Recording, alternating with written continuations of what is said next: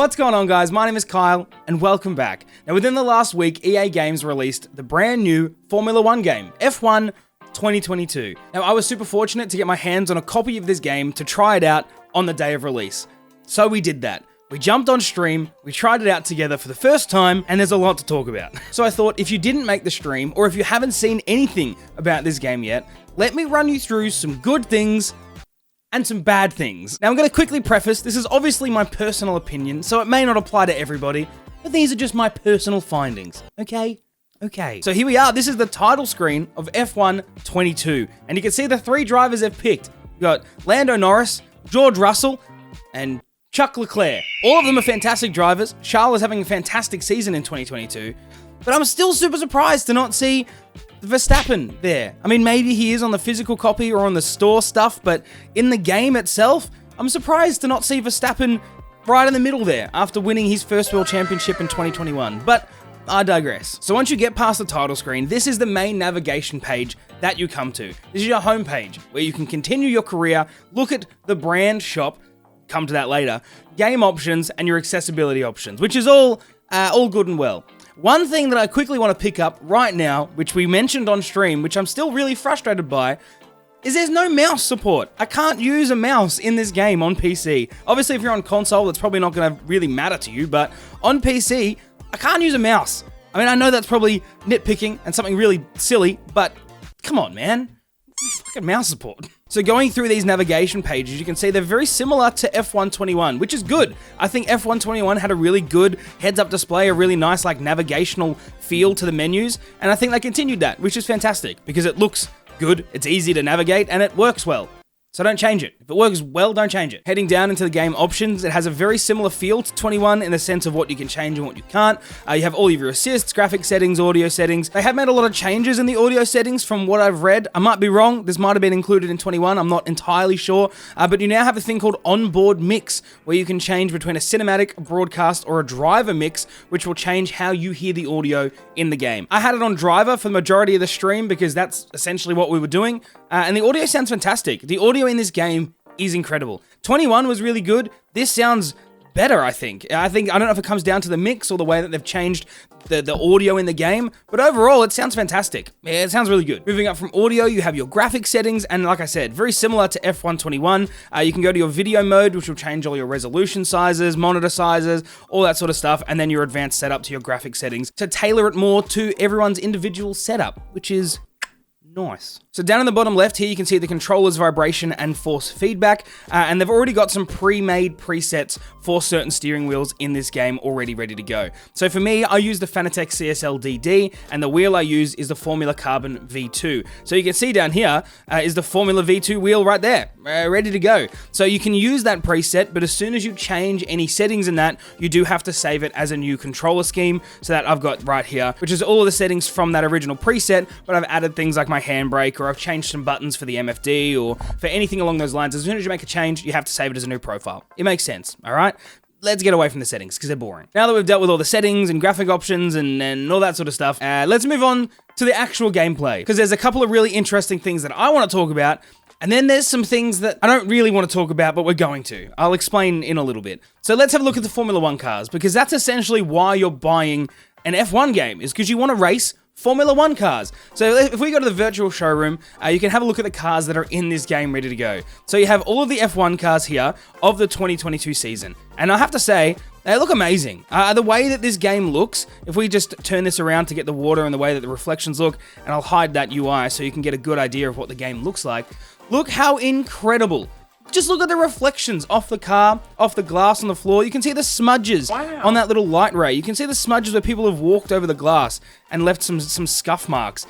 It just looks, the whole game looks incredible. I can't deny how amazing this game looks, because it does. It looks amazing. It looks fantastic. So heading out of the F1 cars, you've got your F2 of the 2021 season, with obviously all the drivers like Oscar Piastri and Robert Schwartzman, with their teams and the cars there. Same deal, you can circle around them, have a bit of a look, and like I said, the game looks incredible, and just to get an up-close view of what the cars actually look like here is cool. I think it's cool. It's cool to me. It's nice to see things that you probably won't have seen on the broadcast of the F1 or in any media or anything like that. to be able to look at a full 360 and change the whole perspective of what the car looks like to you, I think it's sick. I like this. I spend way more time in the virtual showroom than I probably should. But what are you going to do about it? Now, the virtual showroom is in a subcategory of F1 Life. So I'm not going to talk too much about that just yet, but you can bet your ass it's coming, okay? Let's quickly jump over to solo and have a look at the options that you have for solo play. So you have Grand Prix. Obviously, you can run your own Grand Prix series like you did in F121 and games prior to that. You've got time trials, same. You go to a track, you pick a car, you do some hot laps, set some times, exactly the same as it has been with the other Formula 1 games. After that, you move on to something called Pirelli Hot Laps. Now, I don't want to touch on this too much because I want to tell you about the good things of this game. And this is not one of them. Let's go into time trial and let's just have a look at the car on a track and see what the actual Formula 1 driving is like, because I think that's honestly the biggest standout of this game. And so it should be as a Formula 1 game. I don't know what we're all expecting for the Formula 1s to not be the standout of this game, but it is. So let's look at them. Let's pick a car. I'm normally a McLaren guy, so I think, you know what? I think we're gonna go Haas, because Haas has surprised everybody in 2022, and I think it's a good car to pick. We're also gonna have a look at one of the new tracks. So you've got Miami here, which we checked out on stream. Very different. Do you know what? Let's do it. We'll do it for here. We'll do it for this video, because it's a brand new track to the calendar. It's a brand new track to the Formula 1 games, and it's an interesting one. Whether you like it or dislike it, it's cool to be able to drive a brand new track that's on the calendar yourself and see what it's actually like, because watching the broadcast is different to IRL. So this is into the car view. F121 was the same, F120 was the same, it's the same in 22. Nothing's going to change unless they start driving helicopters around the track. Inside the cockpit is pretty much going to be the same. So let's jump out onto the track and we'll just jump straight in. I'm not going to do a super crazy fast lap because I can't drive for the best of times, let alone right now. So let's head down into this first lap here at Miami, and you can just see, just have a look at the way the game looks. It looks amazing. You can't deny how incredible the game itself looks. The colors and the way that the shadowing and the lighting all works is insane. I really can't drive and talk at the same time. I don't know how you guys watch my streams, because I can just imagine it would be the most boring thing in the world. And I'm probably going to just shut up 1 second so you can hear what the car sounds like, because I talked about all the sound in this game, and now I just won't shut the hell up. So this is what the cars sound like in F1 2022. Oh god, oh no. Oh god, stop it. That's not what they sound like. This is what they sound like.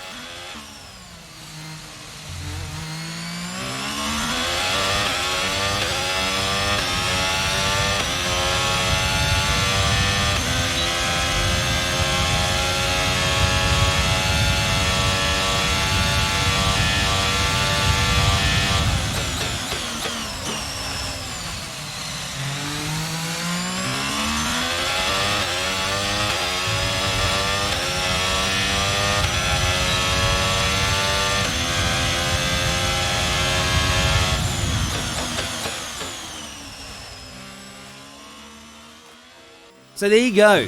This is what they sound like. Like I said, they sound amazing. And just doing a lap here of Miami, I haven't really done too much practice here at this track, if that's not obvious, but just being able to look at what the track is like and seeing what the layout of the track is like, first person is sick. I love being able to get a closer look as to what the drivers are actually going through most of these races. It's amazing. I love it.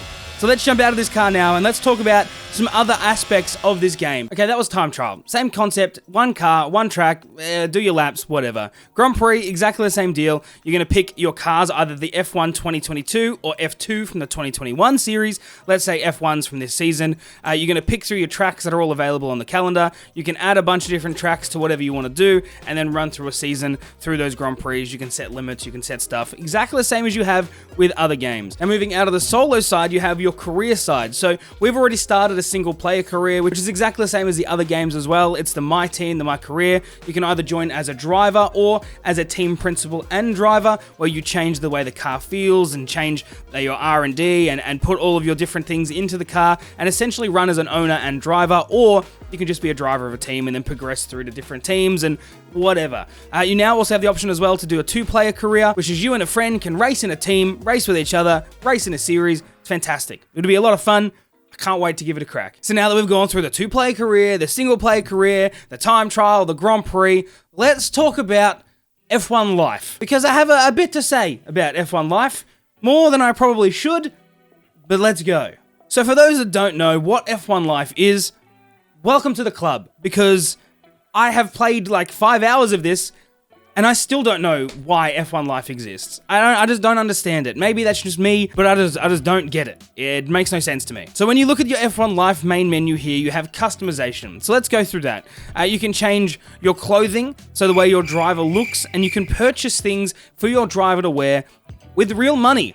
You can pay real money to buy pit coins to purchase clothing for your virtual driver that you're never going to see because he is in a race suit in a Formula 1 car driving at 300 kilometers an hour. So I don't get it.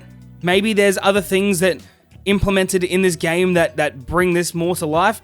I just don't get it. It makes no sense to me. Let's go to My Place now, which is a virtual space for you to decorate. I know. Again, I don't know if this is just me. I don't know if I just don't understand it. But I don't get it. So you can change your couches and furniture and walls and flooring and wall art. I just don't get it. Why I would buy a Formula 1 game to change the color of the rugs in a virtual house? It's like if The Sims and F1 2019 had a child and then stuffed that kid in a basement for a couple of years. And this is what has evolved. Just this amalgamation of weirdness that just doesn't quite feel like it blends together. One other thing that I have to bring up, I was going to leave this alone, but I feel like it's my duty to bring this up. If you go across in your customized place options and you go to flooring, if you were at the stream, you know exactly what is coming. If you look at flooring, you can choose from 4 different flooring options. You have wood, you have tiles, gray, that makes sense. You have marble, black. That also makes sense because if you look at the pattern on the floor, it's a marble. And then you have a look at this, where it says marble, white and black. That is non-marble. That is terrazzo, not non-marble. That on the wall, that's marble. That on the floor, that's non-marble. Why are you lying to us, EA? Why? Is this a conspiracy for marble? Is this a terrazzo conspiracy? What has terrazzo ever done to you, EA, to just mislabel it like this? I feel like it's our duty as the consumer to stand up for the rights of terrazzo, because I will not have it, EA. I will not have it. Okay, moving on. Let's have a look at the supercars, because it's only going to go downhill from here. So you have an option in F1 2022 to collect supercars. You do things in game, you get supercar tokens. I have one available. I don't know how I got one available. We're about to pick one, apparently. We're gonna go with, let's go with the Aston Martin. Fine, unlock supercar. So now we unlock this vehicle, and this vehicle then gets parked at our virtual house. That's it. That's it. I think you can drive these cars, the ones that you collect. I'm not entirely sure. We're gonna go into that in just a second. But you can add them to bays of your house, and then random influencers look at them in your house. They're just there. They just appeared. Nobody told me that these cars came with their own influencers, but apparently they do. And they're just everywhere. They are everywhere in your house. I didn't agree to this. I mean, this one, he's there. There's not even a car there yet. He's waiting for base 6 to be filled. He knows. He knows there's a supercar on its way. He doesn't even know what the car is. Could be something he hates, you know? It could be a Mitsubishi Lancer. Not that anybody would hate a Lancer, but how does he know? He doesn't know. So now we can add a car. We have this one, which is new. We just add the car to the spot. And look, more influencers. You put a car in, and it spawns them. Why does my Aston Martin Vantage come with 3 influencers? I doubt if I walked into an Aston Martin dealership, he would give me 3 grown individuals with a car. That's weird. Why is that in there? I don't like that. I feel uncomfortable. Now that we've talked about F1 Life and the F1 racing itself, let's go into the Pirelli Hot Laps, because this is really where I started to just lose any sort of sanity that I had left before starting this game today. If we go to Pirelli Hot Laps, you can see there's a bunch of different options and a bunch of different things you can do in this subsection, I guess. So the first one that you're greeted with is driving a McLaren 720S. It is called the average speed zone. You're driving at Bahrain in Saudi Arabia, and essentially what you have to do is drive from point A to point B on the track and have your average speed at a certain level. Very Gran Turismo-ish, where you have gold, silver, and bronze medals. You have to get a high amount of points to get gold, and so on and so forth. However, in a Formula 1 game, I am not thinking that I want to jump in to a 720S McLaren and get enough points to get a gold medal in a challenge that's not relative to F1 at all. If I wanted to do things like this, I would play Gran Turismo. Or if I wanted to drive a McLaren 720S around a Grand Prix track, I would do it in other sims. I would be using Assetto Corsa, or I'd be playing literally anything else other than this. Because the way that these cars feel, I'm not a professional, okay? I am not a professional by any sense. I can't tell you what makes a car feel good, what makes a car feel bad in any of these simulators. I can't give you that answer because I'm too dumb for that. But I can tell you that feeling any other simulator and driving in any other sim and then coming into this and feeling the way that this feels, it's gross. I don't like it at all. So not only do we have the average speed zone, but then we move across one. And this is where things got extra confusing for me, more so than they already were. You have a drift challenge. So we're gonna be driving the Aston Martin DB11 V12 in Saudi Arabia, again at Bahrain, the Grand Prix circuit, in this Aston Martin DB11, and drifting. Now, I'm just going to quickly open up some eyes for anybody who is at EA that may not have actually considered this. If you're playing this game with a controller, whatever, this doesn't apply. If you're playing a game with a steering wheel like myself, I'm just going to take my wheel off my wheelbase and I'll show you what I'm working with here. This is a Formula V2. It is a Formula style rim from Fanatec, and it is incredible. It feels fantastic with Formula cars. I'm very fortunate to have a round style rim where doing things like drifting is a possibility. But if I didn't, and this was the only wheel rim that I had, you're telling me that a huge part of this game is going to be drifting an Aston Martin DB11 around a Grand Prix track with this. Tell me you've never drifted with a Formula rim without telling me you have never drifted with a Formula rim. If this thing is spinning at the same rates that a round rim would while you're trying to drift, and you try and catch that, say goodbye to any knuckles that you had left, or any undislocated fingers that you might have before the end of the session. I feel almost the same now as I did when I finished the stream. It leaves such a sour taste, and it almost deflates me a little bit, to be honest, because the F1 side of this game is incredible, and I would spend so many hours of that in this game. But this whole Supercars side of the game just makes me feel like there was such little effort put into something that seems to be so integral to the game and just such a huge part of the processing for this game. I just don't understand why it's in there, and I don't understand who thought of it. I think honestly the worst part about it is it could be cool. It could be a good idea, and it could be something that could just give you a little bit of a break from the F1 racing without leaving the game, right? So it keeps you more engaged in the game for a longer period of time. I understand that. But it has to be good. It has to feel good. If the Formula 1 cars felt terrible to drive, then I would understand the way the supercars feel. But in my personal opinion, I don't think there's any excuse for the way these cars feel when the Formula 1 cars feel so good. It doesn't make sense to me. It blows my little tiny smooth brain. So after the supercars and the F1 life and the virtual housing and visiting your friends and the whole Sims 3 feel of this game, do I think you should buy it? If you are into Formula 1 and you really enjoy the Formula 1 racing side of this game, then absolutely. Because like I said, you can't deny how good the game looks. It sounds incredible, and the Formula cars feel amazing. If you only want to get this game to try the F1 life and to drive the supercars because you think it's going to feel like a good experience, I would say no. Personally, I would not. If I bought this game with the sole expectation of only playing the supercars and buying it for the supercar option, I would be so disappointed. I wouldn't even be mad. I would just be disappointed, to be honest with you. But like I said at the start of the video, I am not a professional. I am by no means an expert on this, and my opinion doesn't mean anything. But I really want to know what you guys think. Have you guys tried this game? Have you looked into this game a bunch? Do you want to buy this game? Do you like the supercars? Dislike the supercars? What do you think about the whole F1 life thing? I have so many questions for you that I want to know what you guys think. Please leave me some comments below and let's talk about this, because I don't know if I'm just being stupid or I don't know if we're all on the same page. Let me know what you think. I would love to hear your opinion. If you guys like this video, don't forget to leave it a thumbs up. Also subscribe. I post new videos every week.